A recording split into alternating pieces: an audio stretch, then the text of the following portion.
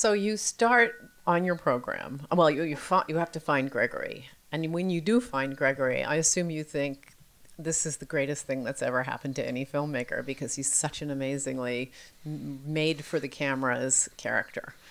That is true.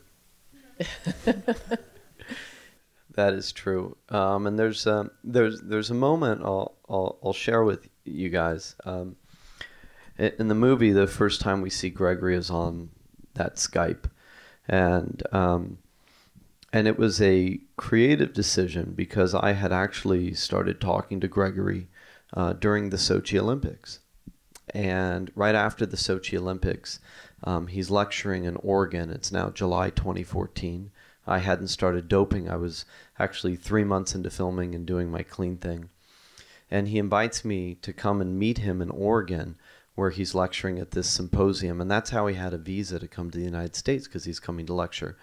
And so I decided that I wasn't going to go up there with cameras. I wasn't going to go up there and, try to make a production out of it. I was just going to go up there to meet him and see who this person was. And he had no idea when I went up to Oregon that I wanted to dope. He didn't know anything other than I said, hey, I'm a documentary filmmaker. I'm exploring the anti-doping system in sports and whether or not like what Armstrong did could still be done, and can I meet you? And so he welcomed me up there with open arms. We spent 2 days together, and being around Gregory means a lot of vodka. And at the time, I'm training for this race, so I'm like, oh, shit. I'm drinking. But we bonded, and we just formed this incredible friendship. And I said to him at that time, and this was July 2014, I said, Gregory, do you think it's possible that an Olympic medal can be won clean? And he looks me in the eyes, and his response was, I should believe, I try to believe, I don't believe an Olympic medal can be won clean. And then he takes this pause and he goes, I don't know, maybe I'm a bad man.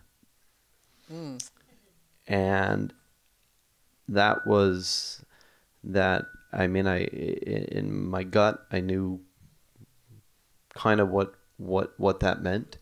And we trusted each other, and I told him what I was going to do and what I wanted to do, and he said, okay, I'll help you.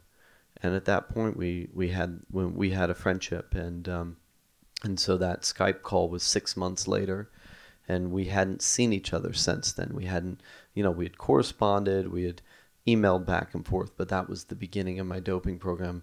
And there he was 6 months later in Moscow, and without his shirt on, and we were off to the races. But had I not went to Oregon and spent those 2 days with him just as a friend and forming that relationship, I don't think the next phase and the next phase would have ever happened.